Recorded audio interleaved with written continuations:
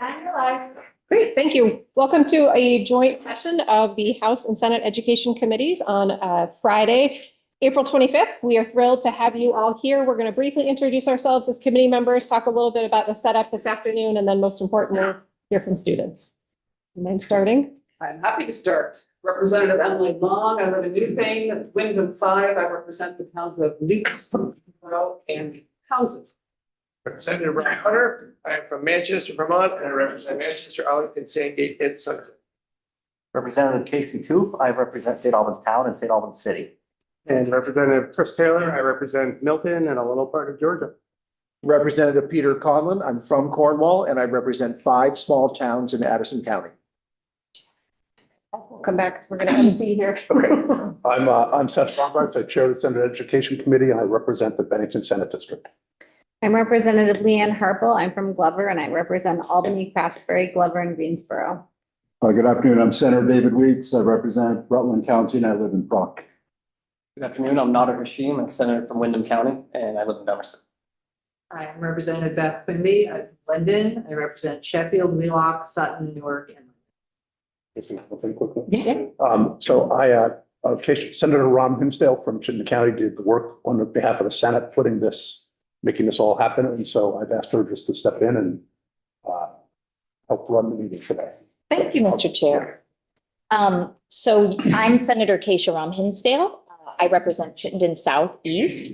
And I just want to say, first of all, you all are taking this so seriously that it leaves an impression already on us.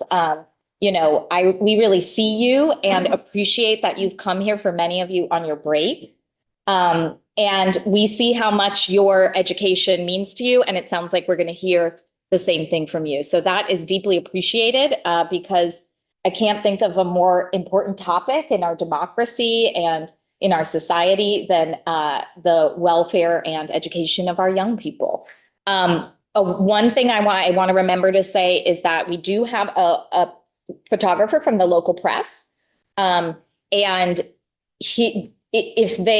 So I guess what we would say is, since this is a public meeting, it may show up. It's already on Zoom. And if you come up to testify particularly, your face may appear in public forums and spaces. If you do not want your child or you yourself do not want a photograph of you to be used, you can find him and mention that to him. Don't be nervous. Hopefully, if for some of you, this is your first time speaking to the legislature or coming to the State House even, it is not the last time. Many of us, became captivated and also realized it's not like we're that much smarter or more knowledgeable or interesting than any of you. So hopefully you'll run for office one day as well. And I'm sure Representative Brady will say this, but we're greatly appreciative to Zoe Epstein for helping to organize the whole thing. And we're both very grateful to our committee assistants for helping to make sure you all felt welcome in this space. I'm Representative Erin Brady from Williston in the House Education Committee, and Senator Ram Hinsdale and I will try to run the show today when I'm not here in the legislature. I'm a high school teacher at Colchester High School, so it is just wonderful to have so many students here and to have your voices and your input and your authentic engagement. It means so much to us, and it's an important part of our process. We're going to, I have the list that we'll try to go in order. If we have to jump in and out of order a little bit, we will do that. We're going to try to ask that testimony be limited to 3 minutes. So even though we are considering phone-free schools legislation right now, Senator Ron Hinsdale and I are going to be bad role models and have our phones out for timers. And I'll just give you a gentle sort of 3-minute wave. And if you need to go a little over, that's fine. But we are going to try to keep it close to 3 minutes so that we have time to hear from everyone. When you come on up, just introduce yourself. Clearly, you're going to sit at that table here, so you're facing us as your audience here. Introduce yourself clearly and share your testimony, and it can be very brief as well. And again, we really appreciate it. If you have questions throughout, the committee assistants over here are fantastic. Will and Annie. Annie has gone above and beyond on a lot of the planning here today, so she can help with anything you might need. Feel free to come and go from the room, drink in here, that's fine. And we will go ahead and get started. And I believe our first witness this afternoon is on Zoom. And so we will toggle. Mostly we have folks who are here in person, but we appreciate that it's a big state and a lot of people are on break. So we really appreciate people being flexible and willing to engage multiple ways. So our first testimony is from Jacoby Soder from Bellows Free Academy, joining us from Zoom. So Jacoby, you can go ahead and introduce yourself and take it away. Whoops. Thank you. I will say I'll be about 3 minutes and 30 seconds. Got it. Greetings. My Got it. name is Jacoby Soder, and I am an 11th grade student at Bellows Free Academy in St. Albans, Vermont. As a student, I deeply value the strong sense of community within Vermont's public schools. Vermont is among the states with the highest per pupil spending in education, which reflects a core value held by Vermonters that public education is a top priority. What truly makes our schools special are the people, the students, the educators, the families, and the broader community. Vermont schools offer our students opportunities to meet challenges and grow into the world beyond the classroom. Many of our schools benefit from essential partnerships with community organizations, which provide internships, job shadows, substance use prevention programs, and other real-world learning experiences. These partnerships are a critical part of preparing students for life after high school. Future education policy must recognize and support the role of these community partners in helping students gain confidence and skills for the future. There is also a strong sense of pride and unity within our schools. Students and community members come together to celebrate and support one another at sporting events, concerts, drama performances, and awards ceremonies, to name a few. It's important that we do not separate students and community members, and that we recognize that we are one community and we succeed when we show up for one another, in both the traditional forms and hopefully the new reimagined ones. This value of shared community must be reflected in future education policy. One final and essential aspect of community is the authentic engagement of young people. Vermont is at a crossroads in how we approach education, and we have a unique opportunity to include young people, not just as tokenized participants, but as co-creators of the future of Vermont schools. Students must be seen as real agents of change. As a student school board member, I've seen firsthand the invaluable insight that young people bring to shaping school policy. Because we are directly impacted by these decisions, our perspectives are not only relevant, they're essential. When students co-design policies alongside district leaders, implementation becomes more effective and meaningful. That's why I strongly urge future education policy to require all Vermont school boards to go beyond tokenized engagement of young people and include students as valued and voting members. My vision for Vermont's education system and for public education more broadly is this. Every student has at least one trusted adult in the building they can speak to authentically. Social emotional learning and restorative practices are not treated as extras, but are fully integrated into curricula. Students feel physically and emotionally safe in their school environment. Universal meals are available to all students so they can fully participate in learning. Students have real ongoing opportunities to share their voices with principals, administrators, and district leaders. And those leaders actively make decisions with student perspectives at the top of mind, which means district leadership is visible and accessible to students, not distant figures behind office doors. Lastly, all students are taught a civically responsive education, and that students are both encouraged and inspired to register to vote and engage meaningfully with their school communities and communities outside of school. This vision for Vermont doesn't have to remain a dream. It can be our reality. We are at a pivotal moment, and by meaningfully engaging us, students, in shaping the future of education, we can build a system that reflects our values and prepares all of us for life beyond high school. Thank you for the opportunity to speak with you today, and I appreciate your attention. Thank you so much. Thanks for being ready and going first. All right. Our next witness, and if you're here with someone and a couple of you are going to testify and you want to come and sit together, that is perfectly fine. We have Lila from Woodstock Union High School, and then on deck would be Logan from Woodstock Union High School. Thank you for coming. Again, if you can just introduce yourself clearly for the record, and then we look forward to your testimony. Hi, I'm Laya Zitlin. I'm a sophomore at Woodstock Union High School, co-president of the Social Action Club, and a student advisor to both the Mountain View Supervisory Union School Board and Policy Committee. I'm here in opposition to Governor Phil Scott's school consolidation plan. The plan is financially motivated to excess. Relieving the tax burdens of working families is a necessity. However, I believe this agenda overlooks not only the beauty of Vermont schools, but the possibility of extreme financial repercussions going forward. Repercussions that would wholly negate any short-term benefits. Costs should be funded by increasing property taxes for out-of-staters with second homes in Vermont, not by reducing opportunities for the next generation. I love Vermont schools. The sense of community has made me who I am. I moved to Woodstock from California in 5th grade. Knowing every face was a radical change. Being allowed to have recess outside in the rain was a radical change. I didn't have to explain my Tourette syndrome to what felt like a million different people, because in Vermont, we have our people, and they know us as ourselves. At Woodstock, I meet monthly with Sherry Sousa, our superintendent, to discuss board meetings. At Woodstock, so many students came to speak in protest of a budget proposal cutting unified arts. The budget proposal was changed, preserving many teachers' positions as well as art and language programs. The environment has generated students empowered to create the change they envision. My intent here is not to portray local control as simply charmingly sweet. Local control and local school boards deliver power to those with a vested interest in student success, more specifically, the success of their children. I believe this particular school consolidation plan will harm more than it could help. The money that would be saved would be largely from cutting teacher positions. These teacher shortages and large class sizes disproportionately impact low-income families. Additionally, the plan will likely result in the closure of several small schools. Property values are far higher in rural communities with schools. Closure would cause an economic spiral. Many students who are frequently financially disadvantaged are already spending upwards of 3 hours per day on the bus. 3 hours of what is often lost sleep and lost time. These bus rides have profound implications, increasing rates of chronic absenteeism and lowering test scores. This issue should be addressed, not exacerbated. Struggling students will cost more money in the long run than keeping small schools open.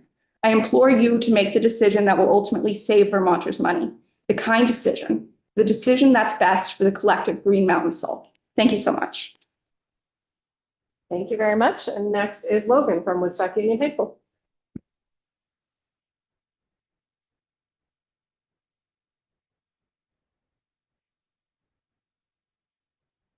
Good afternoon, senators and representatives. My name is Logan Martes, and I am here on behalf of Vermont Students Against Racism Network, or VESARN, and Woodstock Social Action Club.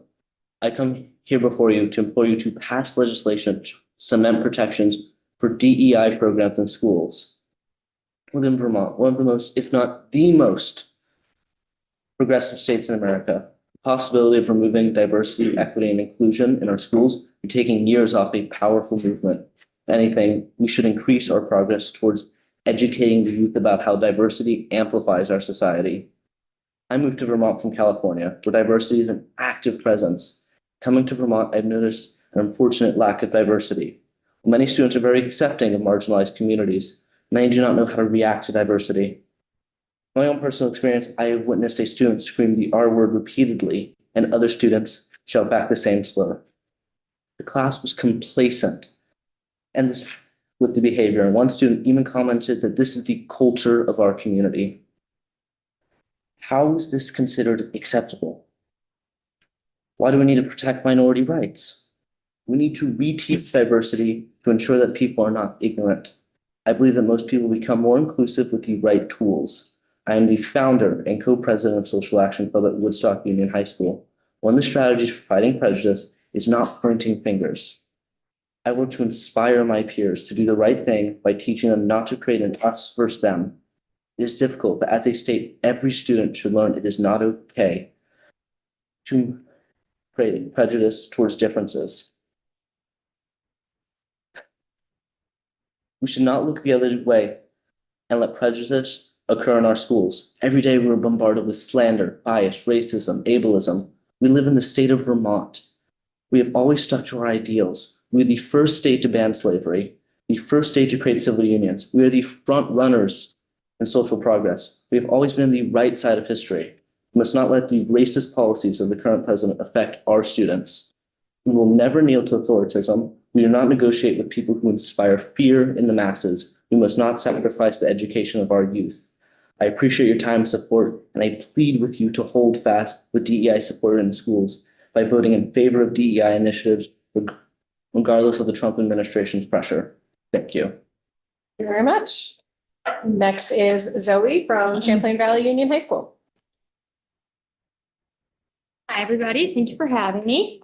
Like Rep. Brady just said, my name is Zoe Epstein. I'm an 11th grader at Champlain Valley Union High School. And this is my 3rd year as a student rep on the CVSD school board. Over the past year, I've been working to amplify student voice in education. My latest initiative has been building a statewide network of student board reps. I'm grateful for the opportunities I've had in Champlain Valley School District, from classes aligned with my future goals to clubs and sports that I love. With that, I'm excited to share my ideas with you today. Students are at the heart of education, yet their voices are often left out of the decisions that shape their learning. I believe that students deserve a seat at the table, where policies, curriculum, and school experiences are designed with them, not just for them. By fostering collaboration between students, educators, administrators, and decision makers, we can create an education system that is more inclusive, effective, and empowering for all. With that, I'm going to read you Section 1, Part 6, Page 2, under Findings and Intent Plan in the H454 passed out of the House. Vermonters deserve an exceptional education system that is stable and predictable, where a student's home address does not dictate the quality of education they receive. School district size and boundaries, school size and class size are all influential factors in shaping the quality of instruction and overall student outcomes. The effectiveness of our schools depends on teacher quality, resource availability, and the unique strengths of local communities. Change in our educational system is needed. Systems are made of people, so change must come carefully and thoughtfully, with meaningful engagements by all Vermonters. The intent behind this section of H454 rightly recognizes that a student's zip code should not determine the quality of their education. It acknowledges the importance of stable systems, equitable access, and thoughtful reform. But if we are truly committed to educational equity, we must also confront the contradiction of expanding school choice policies that pull resources and support equal opportunity while promoting systems that deepen disparities. Public education has long been a cornerstone of our democracy, built to serve every child regardless of background. If it has endured generations of public good, why should we turn away from it now? Real change means strengthening the public education system for all students, not creating alternatives that only serve a few. Yes, systems are made of people, as stated in the excerpt above, but students are at the heart of this system. We are the ones sitting in classrooms, navigating the curriculum, and living the direct consequences and benefits of every policy decision. Yet time and time again, we are left out of the rooms where those decisions are made. Right now, you have the opportunity to challenge the status quo, to break the cycle of exclusion, and show that student voices are not just welcome, but essential. Including us in the decision-making process would not only strengthen the outcomes of this legislation, but it would signal a powerful shift towards a more inclusive and forward-thinking educational system. When I first read the governor's proposal in H454, I was shocked by the absence of student input. Despite the sweeping changes being proposed, it was a stark reminder of how often youth perspectives are treated as an afterthought rather than an asset. If we want meaningful change, it must be driven by those that understand the daily realities of our schools. There are places within this process where there's ample opportunity to increase student voice. I urge you to formally add a student member to the Commission on the Future of Public Education. Additionally, I strongly urge you to reconsider the removal of student representatives from school boards following district consolidation. Student input is not a luxury, it's a necessity. Without it, we risk building a system that fails to reflect the lived experiences, needs, and ideas of those that exist to serve. I recently had a conversation with Bob Laird, a retired Vermont educator and co-director for teaching, learning, and research at the Vermont Math Initiative. We discussed the importance of professional development and its direct reflection on students. While H454 rightly names teacher quality as a key factor in school effectiveness, there's a notable absence of provisions that invest in ongoing professional development or support for educators. If we are going to prioritize teacher quality in theory, we must also back the priority that with resources in practice.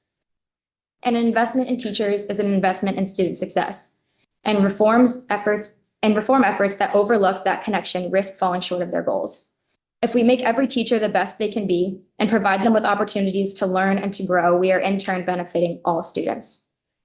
In conclusion, the future of Vermont's education system depends on the meaningful and inclusive involvement of all its stakeholders, especially that of students. If we are truly committed to ensuring that every student receives a high-quality education, we must challenge outdated systems, confront contradictions in policy, and make thoughtful investments in our educators.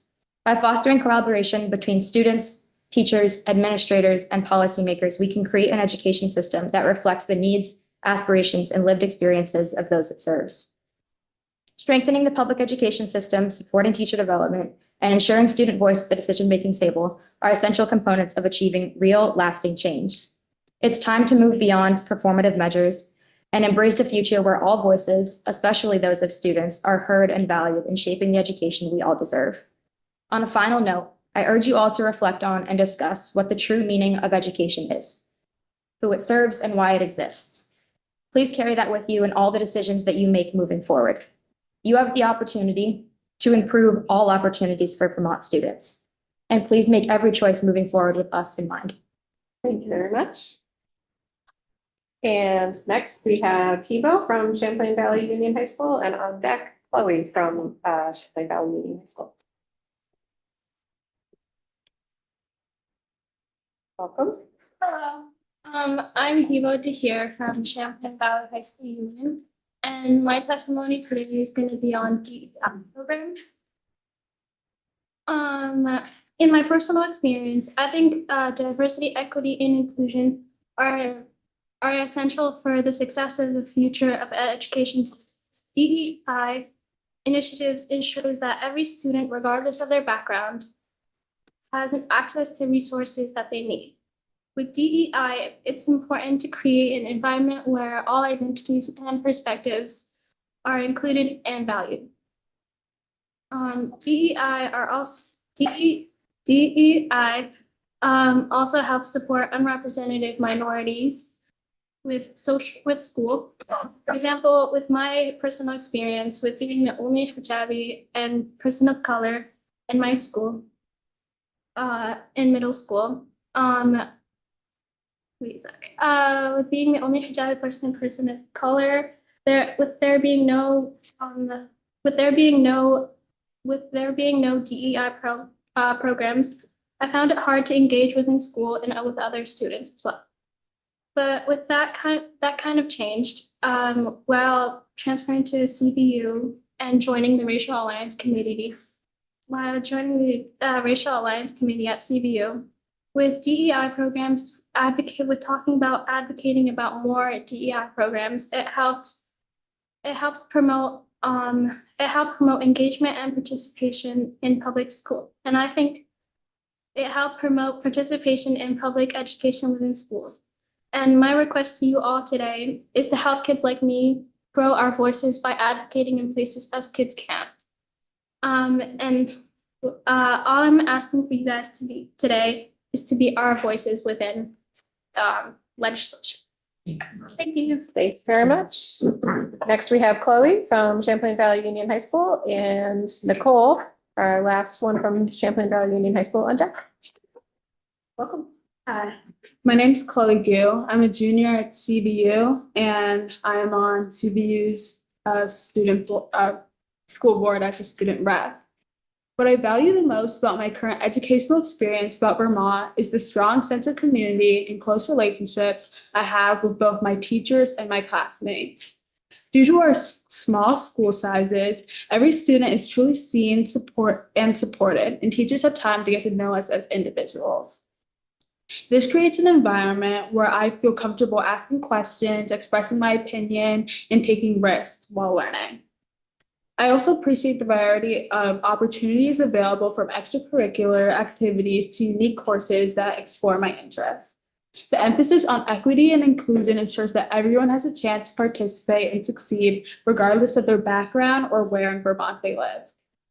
My biggest hope for the future of education in Vermont is that we build on these strengths while addressing the challenges of a changing world. I hope that all students, no matter their town or family income, has access to high-quality teachers, modern resources, and a wide range of academic and extracurricular options. I would like to see more support for mental health and well-being, as well as increased opportunities for hands-on learning, internships, and real-world problem solving. It's important to me that Vermont maintains its commitment to equity and local involvement, but also finds ways to innovate and prepare students for the future, whether they choose college, trades, or other paths. Ultimately, I hope Vermont's education system continues to empower every student to reach their full potential. Thank you. Thank you very much. Next, we have Nicole from Champlain Valley Union High School, and on deck, Morgan from the Longcast School.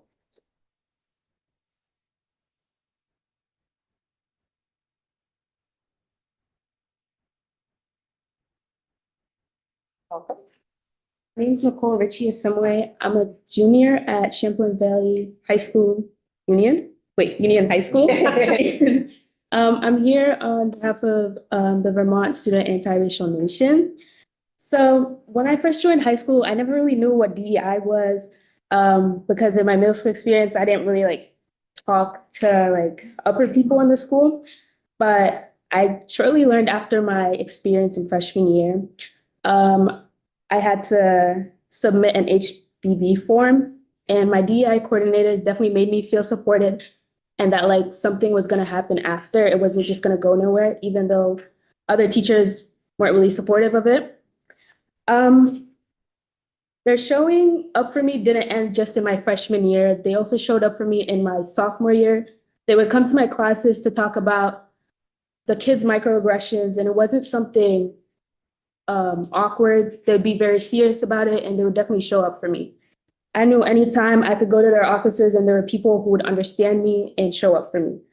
Although I haven't had the best time in my high school experience, I'll always remember the teachers that supported me and my DEI coordinators because they cared.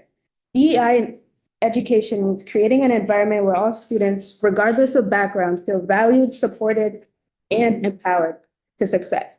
Effective DEI initiatives help break down systemic barriers like racism and ensure fair access to resources and help students feel supported.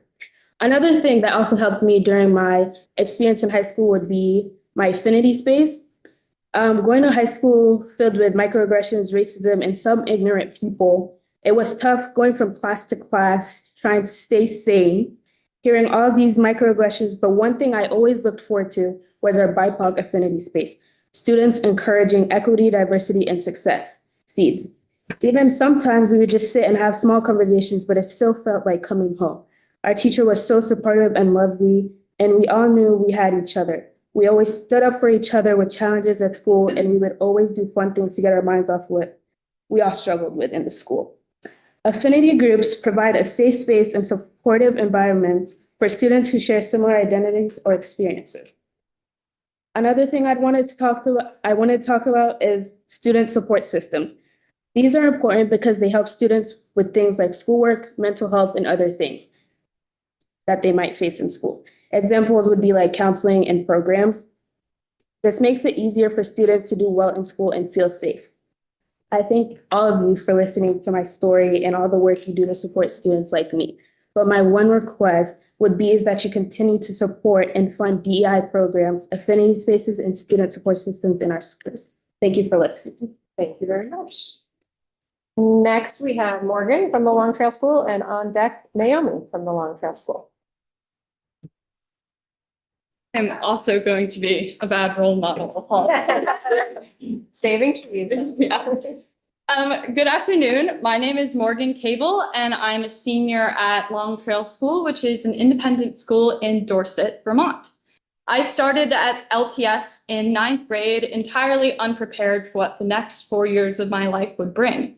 Culture shock was definitely my predominant foe. I grew up attending public school in Florida, so you can imagine the surprise I felt coming into a school environment that was focused on creating identity and community. Rather than the stay the path mindset I had grown up with in Florida, Long Trail immediately offered up an abundance of choices. In extracurriculars, everyone, no matter skill level or experience, is encouraged to try something new. Soccer stars try out for the fall musical, and performers like myself can attempt sports without the sense of fear or uncomfortability that was so familiar to me in Florida.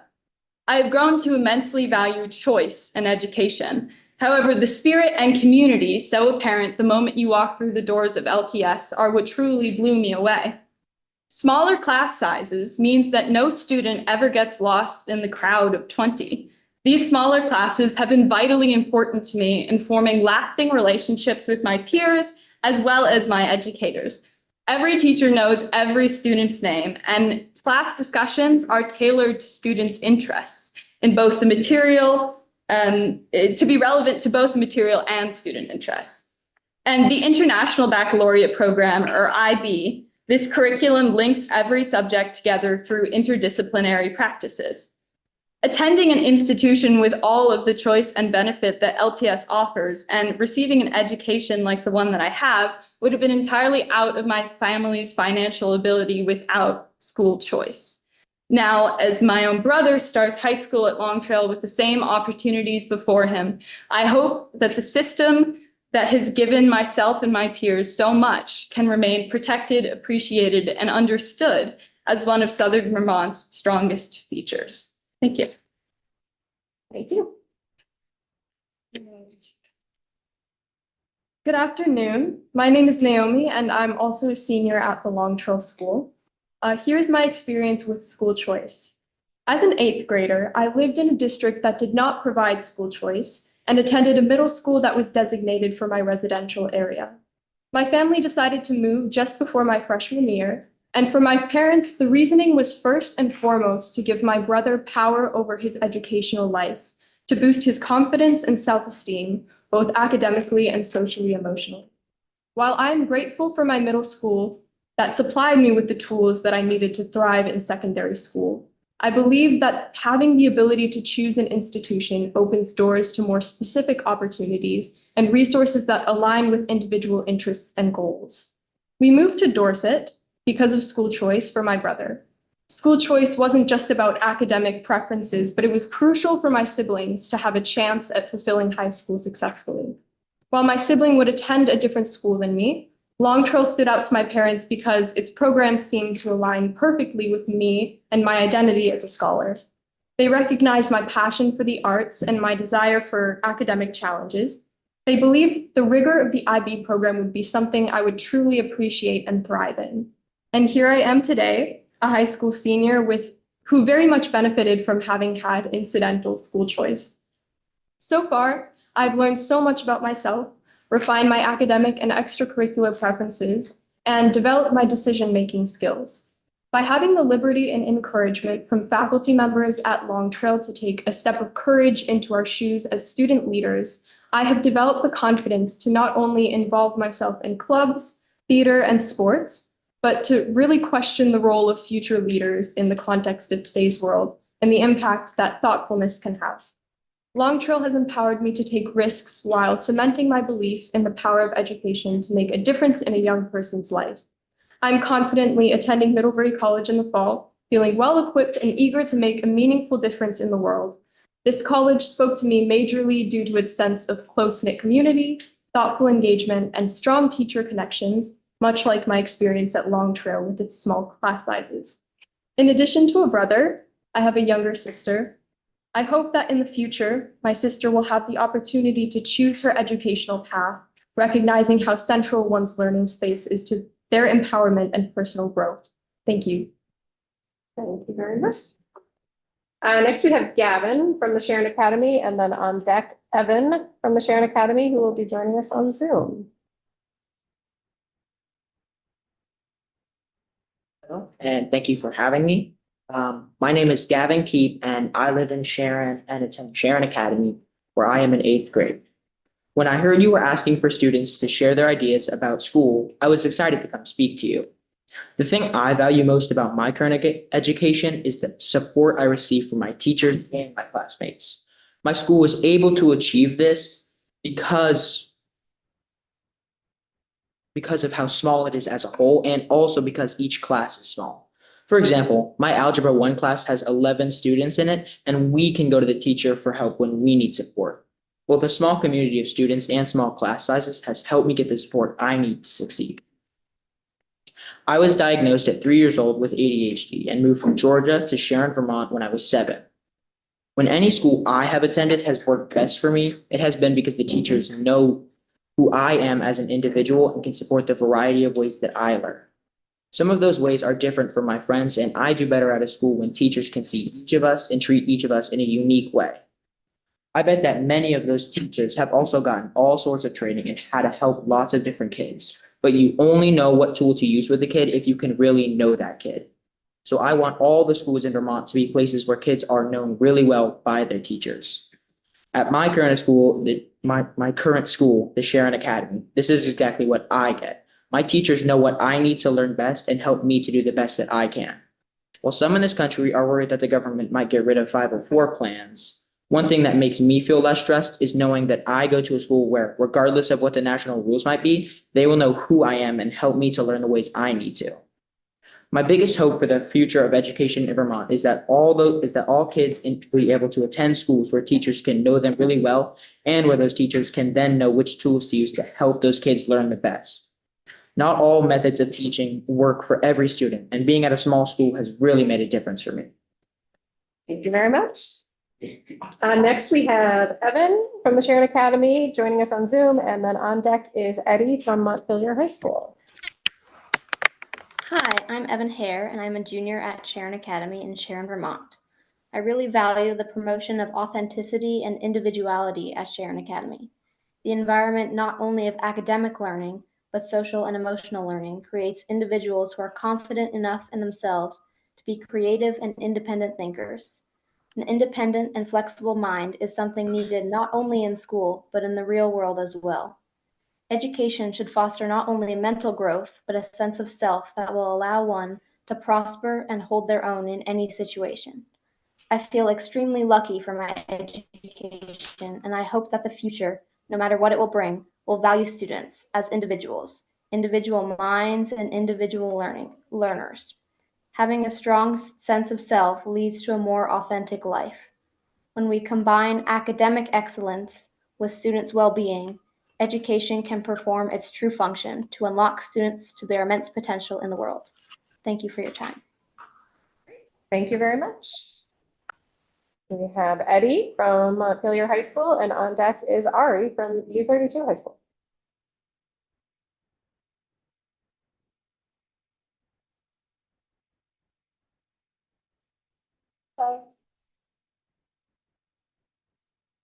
I might talk like a little bit fast. I have like 4 paragraphs. I'm going to shorten it. Nope, Take your time. Take your time. It's fine. Hello, my name is Aydah McGrath, and I'm a junior at Montpelier High School. I've been in the Montpelier school system for 9 years, and I'm thankful for all the opportunities that MHS offers and the freedom and voice that students have. I know not all schools have this freedom, and I feel like other schools should take a leaf out of MHS's book. I currently value all of my education, but something I value the most is the diverse range of teaching I receive, from learning about books many would deem inappropriate for teens, to talking about past social justice movements like the queer liberation movement, Black Panther, and different workers' rights movements. I know that a diverse curriculum lets students grow as people, and I'm so glad that Montpelier High School allows for that diverse curriculum. However, while I am glad that my school currently values diversity and inclusivity, not just in their schoolwork, but in the community, I'm terrified for my peers, my friends, and my education. I'm scared for my future and the future of the younger students whose learning has already been stunted by the pandemic. If our schools shut down DEI, I'm scared what this will mean for everybody. DEI doesn't just include race, it includes gender equity, sexuality equity, and disability equity. If DEI is shut down, that means there wouldn't be sanitary products in the bathroom for people with periods. Children with disabilities would have a harder time navigating schools. There could be even more race-based discrimination, gender discrimination, and the discrimination against trans students. As a queer disabled person, I beg of you all to fight back against the executive order to push DEI out of schools. I also would like to discuss mobile phone usage in schools, as you mentioned before.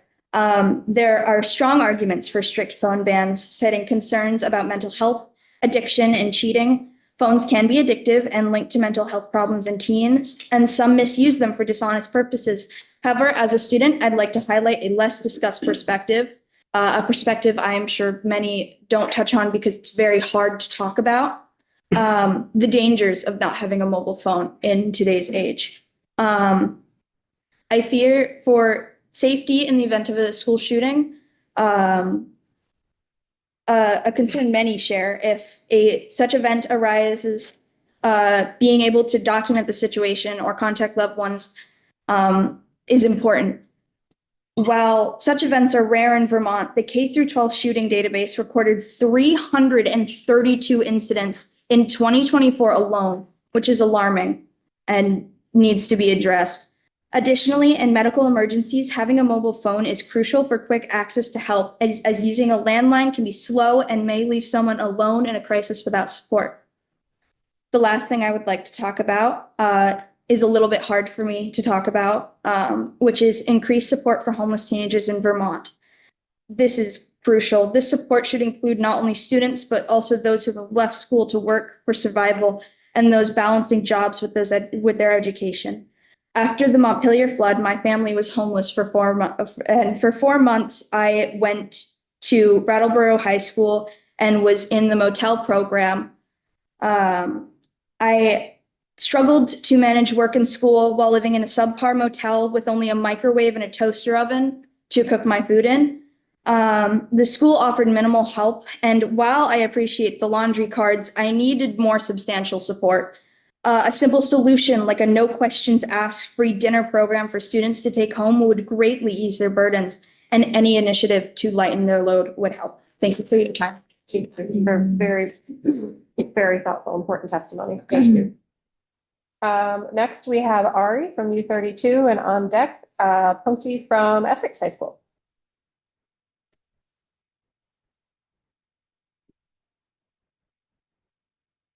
Afternoon.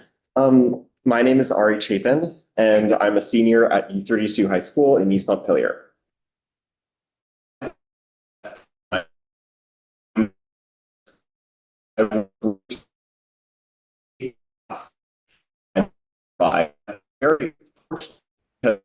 It is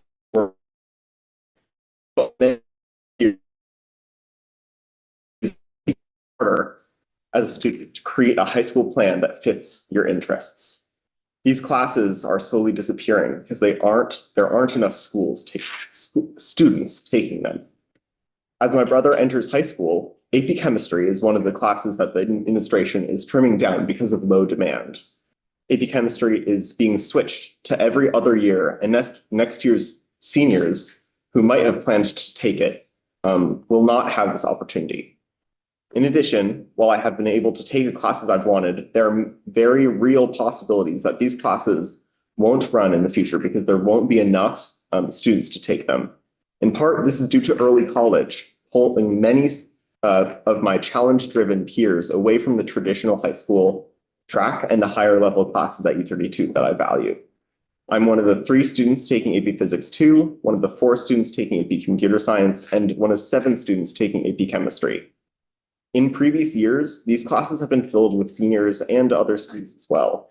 But now 60% of high school, or around 60% of high school seniors at U32 are not in school every day. These students are taking non-traditional pathways such as going to the Career Center as well as early college at Norwich and CCV. I hope that as my brother and his friends move through high school, that there are classes and peers that they need to support their growth as students and gain the knowledge in order to move forward with the next phases of their life. Thank you. Thank you so much. Next is Punkti from Essex High School, and on deck is Madeline on Zoom from Hazen Union. Yep, I see you up there. All right. Folks are well organized and ready. This is easy. And full disclosure, Punkti is my intern. Afternoon. My name is Sparky Desai. I live in Essex Junction and I am an 11th grader at Essex High School. I am here today because I believe having student voices present when discussing the pressing issues around education is important and necessary to make lasting and effective change in Vermont education. For the past year, I have been a student board representative on the Essex Westford School District Board. Through this position, as well as through my experience as a student, I became increasingly aware of the true impact, both positive and negative, that educational policy can have on students and communities as a whole. An example of this impact in my personal life can be seen when EWSD put our equity policy in place. The equity policy marked the first steps to ensuring that students were given equal opportunity, could seek diverse perspectives in their education, and were protected from discrimination and further marginalization. These attributes of the policy helped me feel safe and welcome in my school community as a person of color, something that was not always present before the policy was written. I share this because I believe that the adoption of diversity, equity, and inclusion practices are not unique to my school district, and that over the past few years, our state has been a pioneer in exemplary policy that puts students' needs first in this area. The governor's proposal, and by extension, Bill H-454, threaten to erase the hard work that individual school districts have done across the state. The outcomes of incredibly rushed school consolidation will undermine the highly specific DEI models that districts have already fit to their community's needs. It will lead to a period where the construction of new and effective equity policy will be rushed and not function beneficially. When looking at how these types of policies are under attack nationally, it is of the utmost importance that Vermont honor DEI in education and that impactful and true equity work is valued. This work takes a lot of time, as all of us saw when these discussions were first brought to the forefront of Vermont public schools. This bill will cause meaningful equity work to become extremely difficult, especially in the timeframe allotted for such a large-scale transition. I am sure that everyone in this room understands that legislative education reform needs to be accomplished. However, there is a way to change education funding and organization for the better without compromising the connections between small schools and their communities. At my high school, one of the largest in Vermont, the school is intertwined with the community. From athletics to the arts, my school has fostered an incredible web of local connections. One of the reasons I decided to become a student representative on the board was because I held so much pride in how different aspects of my school district interacted with my day-to-day interactions. These connections are some of the most important aspects of Vermont public schools. Students are given a wide range of opportunities to become active participants in their community, and it shows. By consolidating school districts with such little planning, this thread of connectivity can be damaged, and in the cases of many rural schools, can be completely severed. There is a way we can all come together to try and fix Vermont's educational issues without destroying an incredibly unique element of the student experience. I would like to thank you all for the opportunity to share my insights on the future of education in Vermont. I ask all the legislators here today to consider the experiences of students when deciding on their support of Bill H-454. For many, including myself, this bill is a rush step forward that will lead to more problems in the long term. I would implore you all to brainstorm more thought-out solutions that put student experience at the forefront when trying to solve the complex puzzle that is Vermont education. I thank you all for the time to speak today on the future of education in Vermont. Thank you very much. All right, next we have Madeline joining us on Zoom from Hazen Union High School, and then on deck is Willow from Brattleboro Union High School. Hello, I'm Meline Crank and I go to Hazen Union. Something I value in middle school is that we can choose our classes and what we learned. We're not just forced to all take the same exact classes. Classes like band, music, and foreign languages let us pick what we're interested in. And what makes school way more fun and meaningful for me, having options makes my whole school experience better. When I think about the future, I hope I can keep learning about all the good and bad things that have happened in the world, especially in history. If we only learn the good stuff, we might end up repeating bad things without even knowing it. I want to be the kind of adult who makes good choices for myself and my community, and I know that means understanding how the past shaped the world we live in now. I want to learn from both the smart decisions and the mistakes people made before us, so I can think it through, make it better choices, and try not to hurt others by accident. I also think about things like class size and how it affects how we learn. Even in a small class with just 14 kids, it can be hard for everyone to stay focused sometimes. If there are 25 or more kids, it would be even harder for the teachers to give everyone attention. I've heard people say there should be a rule about class sizes, but that might hurt small schools like Woodbury. Some students do better in smaller schools, and if those schools had to close, it would be really hard on the families and the kids who live there. Not everyone learns the same way, and I think that should be part of how we make decisions about school. Thank you. Thank you so much for taking time to join us. Next, we have Willow from Brattleboro Union High School. Thank you for making the trip. And then on deck is Max from Lake Region Union High School. Hello, members of the Senate Education Committee. My name is Willow Chara, and I'm a student from Guilford, Vermont, currently studying at Brattleboro Union High School. I appreciate this opportunity to speak about Vermont's future educational plan. I'm here to highlight my experiences through the education system and how we and many other students benefit from our smaller schools. The Vermont educational system is special for its focus on community engagement through its small, tightly knit schools. At Guilford Central Elementary School, I received tremendous personal attention and care with an average class size of 15. This school is the heart of our small community. When the pandemic hit, our community, both those with children in the school and those without, came together to build outdoor classrooms for our students. This connection between the school and town is incredibly special and something that is really unique to Vermont. Today, I am pleased to be able to have access to all the opportunities offered through Brattleboro Union High School. In fact, it's the reason I came to speak today, because it's the community that I really care about. Going from a small, nurturing community at Guilford Central School to a larger district high school gave me the confidence to take advantage of all the opportunities the larger school had to offer. At Brattleboro, I have the opportunity to work in classes as small as 7 students and as large as 22, both giving a diversity of experiences. Looking forward, I want to see the state make it their priority to protect the opportunities offered by smaller community schools. These give students a strong base to start their educational pathway. I know that raising enough funds for small schools is incredibly difficult, and consolidation may ease the burden on taxpayers. I ask you to work on this bill with the idea in mind that small schools mean so much for our Vermont communities and providing an enriching education to our students.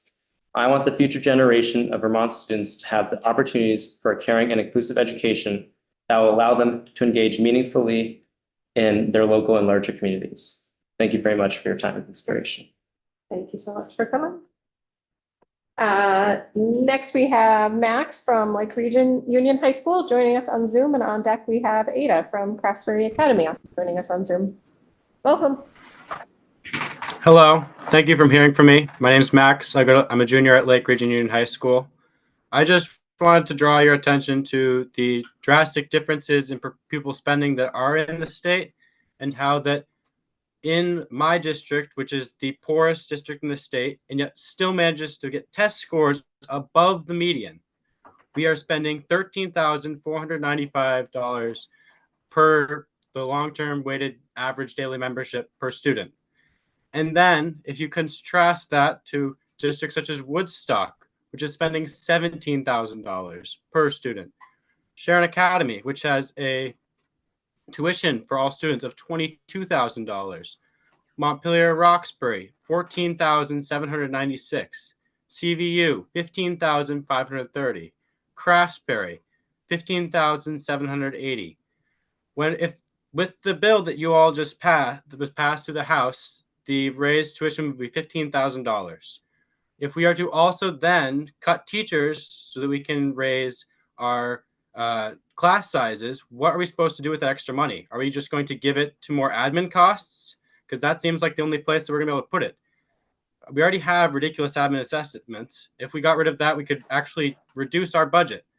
Why is every other district, why are we trying to make our district, which is doing well with the poorest students, the students who have to travel the farthest distance to get to school, the students who have the highest rate of needing free lunch, changing our district, which has figured it out, to look more like these other districts that are not the rural districts. Why are we what are we going to do with this extra money? Why not make other schools have the same model as us? I'd like to understand how this is going to actually be worth it if we are raising our budget by $2,000 per student.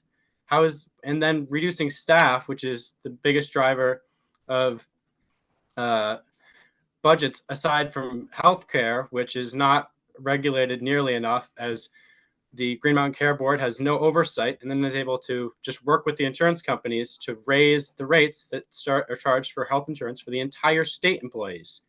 So we are just allowing this independent institution to work with insurance companies, who are the ones getting the money, not our hospitals, to then raise the budgets that are failing, raise the budgets that are with this ridiculous per pupil spending compared to ours.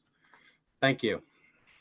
Thank you very much for joining us. Next, we have Aydah from Craftsbury Academy joining us on Zoom.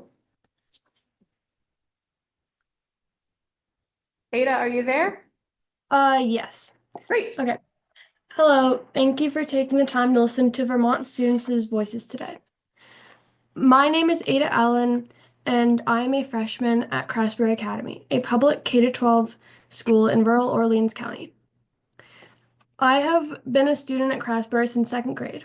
I wanted to share a portrait of life at a small school. As you make decisions about our states as schools, I hope you remember voices like mine. Small size does not mean small opportunities. As a student at Craftsbury, I've been able to expand my learning opportunities and intellectual growth. For example, I love language and writing and was supported to add upper-level English electives to my course load this year. In addition to the traditional freshman English, I take both mythology and wartime literature classes. My teachers have offered a lot of one-on-one support to find what my passions are and to work through stumbling blocks and challenges. As I plan for next year, I will add 2 AP classes to my course load. For my junior and senior years, I will have 7 more AP classes to choose from at Craftsbury. Craftsbury Academy has allowed me to mentor others and connect with many ages. Because our school is linked to the middle and elementary school, we can learn and grow from all ages. I participate in the Dream Mentorship Program where I'm guiding elementary students. Also, through my classes and extracurricular activities, I have gotten to know students in all high school classes. The lines aren't rigid between classes, and we grow together. A critique of small schools is that they are too small to offer extracurriculars or social opportunities. My experience rebuts this. Our school collaborates to provide creative opportunities. I currently play on a combined softball team and a combined soccer team. In the winter, our Nordic ski team is hosted at the Craftsbury Outdoor Center, and I ski with students from across the state. I also interact with my community. I volunteer at the Historical Society. I am a member on our town's Freedom and Unity Task Force. Because our high school is embedded in our community, education can grow from wide and deep roots. I would like to share my hopes. I hope Vermont keeps and supports our community schools and doesn't look for a one-size-fits-all model. We can connect more and grow with each other in creative community-based ways. We can expand our viewpoint on what schools can do. It doesn't take money, but just looking out for new opportunities and connections. Sharing my fears. I fear that legislators do not understand small schools and all they offer, that student and community voices are not being heard, that opportunities come in different sizes and shapes and not from a standardized package. My experience at Craftsbury has shown me that a small school can be opportunity rich, and I hope that I have shown you some of that today. Thank you for your time. Thank you very much. Next, we have Cosmos from Craftsbury Academy, and on deck, Raz from Craftsbury Academy. I apologize if I am not pronouncing that correctly. Good evening. Give me a second here. My name is Cosmos, and I'm a 10th grader at Craftsbury Academy. Craftsbury provide me with many opportunities despite small size, such as the 2 AP classes I'm currently taking. Some higher level classes at Craftsbury can have less than 5 students, but that Craftsbury is still able to create many opportunities for students to explore and learn the subjects that are right for them. The quality of the smaller classes is not degraded at all by their size, and I find myself learning much more in my smaller classes than I do in larger groups of students. Even though the classes are small, each student is able to take the classes they need to take as well as what they want to. In addition to the classes that we can take at Craftsbury, we also have the opportunity to go to the Green Mountain Technology Career Center. And that's what I'll be doing next year. I'll be in the creative media program.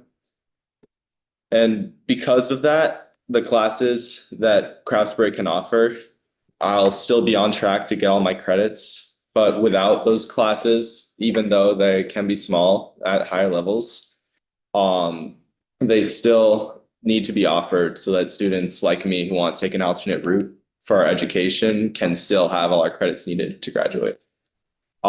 Some people may see smaller schools like Craftsbury as not providing enough resources for students to be fully educated. However, I see them as a strength in our community, and I don't see any issue at all in how educated we're able to be.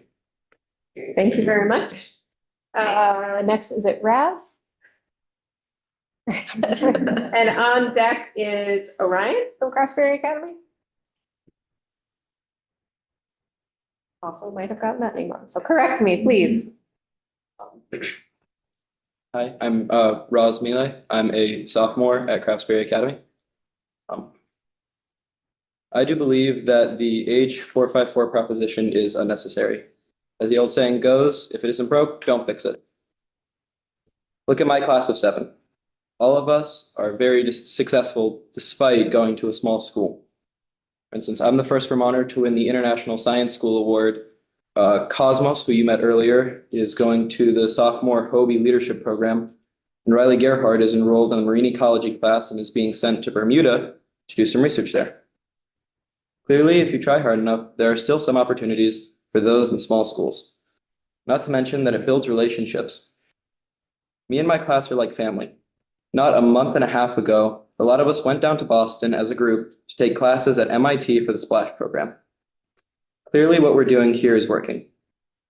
Besides, I don't think anybody wants to get rid of the history that comes with Craftsbury or any other academy. For instance, Craftsbury Academy is 3 years away from their 200th graduating class. As for the proposition about not allowing class sizes if there aren't enough students to fulfill them, I fundamentally disagree with that, especially when it comes to small schools like Craftsbury. That would be an issue for a lot of people. For instance, I'm going to be the only person next year taking AP Calc in my year, and I wouldn't be able to do that in that scenario.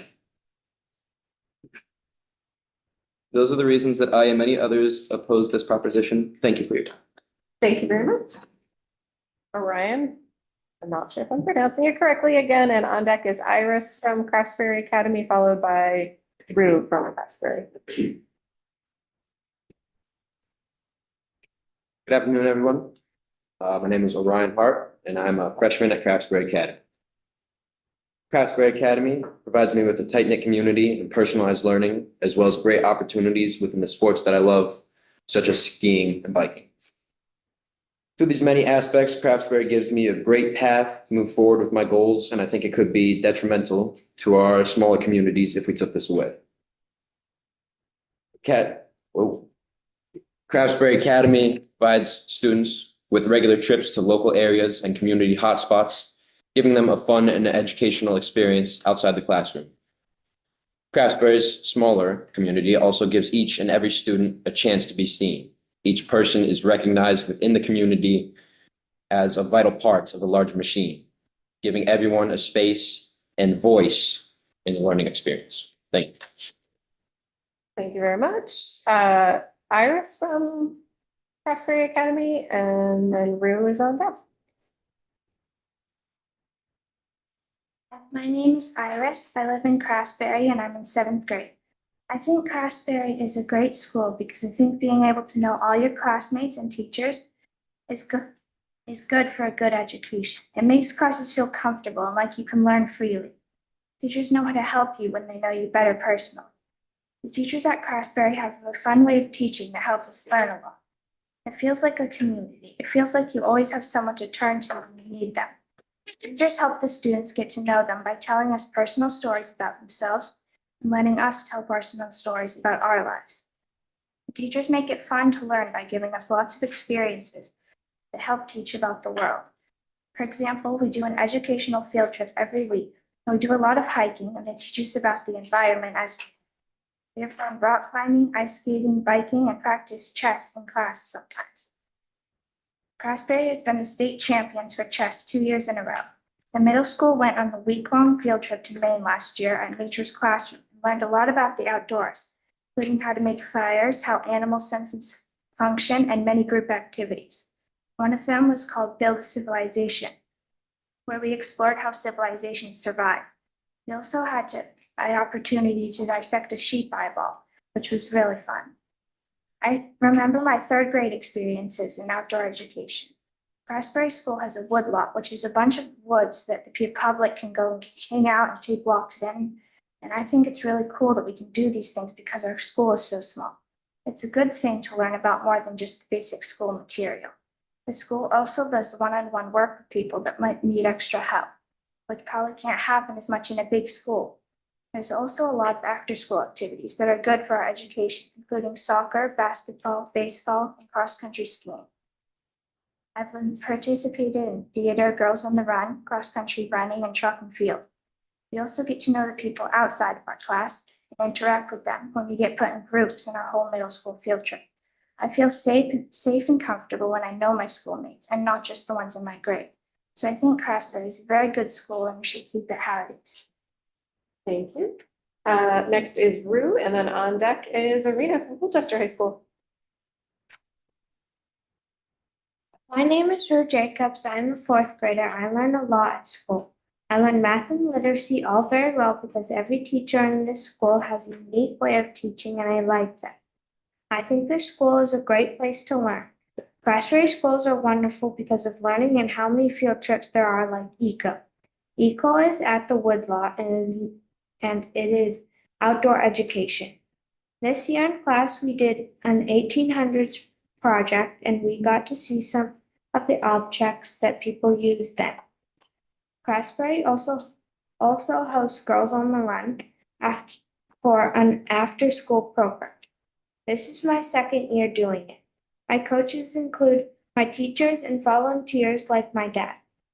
It is a mix of running and social-emotional learning. At school, K through 5 does a reward system where if we fill our jar with pom-poms for being kind, safe, and responsible, we do a celebration like camping and school day.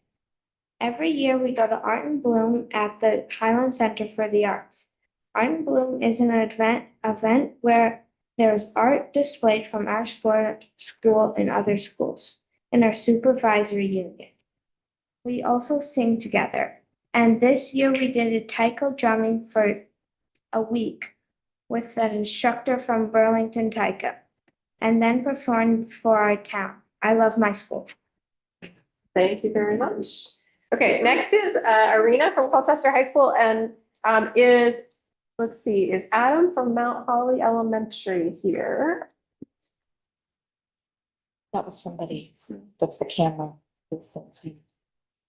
Okay, and then that will be it for who is signed up. We have a little bit more time if any of the pages want. It is certainly up to everyone who wants to testify, or if anybody else is here and hadn't signed up in advance is interested, if you could just check in at the table quick, but we would love to hear from you. Otherwise, we'll be wrapping it up shortly. Thank you from Colchester High School. Hi, my name's Arena. I'm a student at Colchester High School, and I'm a youth organizer with Outright Vermont. I'm going to be sharing my experience about DEI. DEI is deeply personal to me. As a person of color growing up in Vermont, I spent a lot of time in spaces that weren't made for people like me. Places where I've had to shrink myself to feel safe, where my identity was questioned or ignored, and where I didn't always have adults who understood or could support what I was going through. For DEI, I was trying to survive systems that were not built for me. I internalized things that weren't mine to carry, feeling like I had to work twice as hard just to be heard, or that advocating for myself made me difficult. I didn't see myself in the curriculum. I didn't have staff or teachers who reflected me, and I didn't always have a safe place to talk about the microaggressions or harm I was experiencing. Right now, DEI is more important than ever.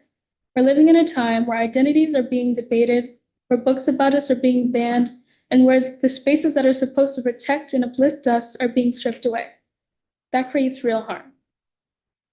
It's telling students that we are too complicated, too political, or too much to care for.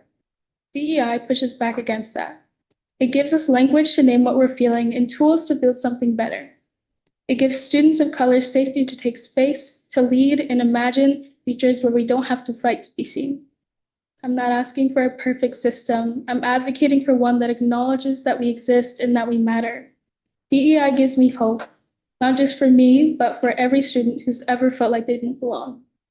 Thank you. Very much for coming. Are there any other students interested in speaking who hadn't planned to or hadn't signed up? We have a little bit of time left.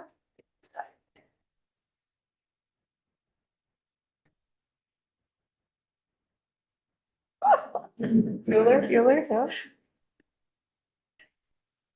If you haven't already, if you presented today and share testimony, if you can grab the directions from Annie over here in terms of how to formally submit your testimony, then we can have it in the written record as well. This is all recorded on Zoom, so you can go back and find the YouTube recording of it and share it. I hope you share with folks at your school the incredible advocacy you've done. This has been really wonderful to hear from students all over the state. It's a good challenge to us as legislators to get out all over the state and get into schools more and hear more from students, but really value your time and voices today. Yeah, I would just say you all are a credit to your institutions Yes. and your communities. You all are better at staying on time than we are as legislators, so that's appreciated. But also brought so much eloquence and heart and really took us into your lives and your schools and your experiences. That's incredibly appreciated.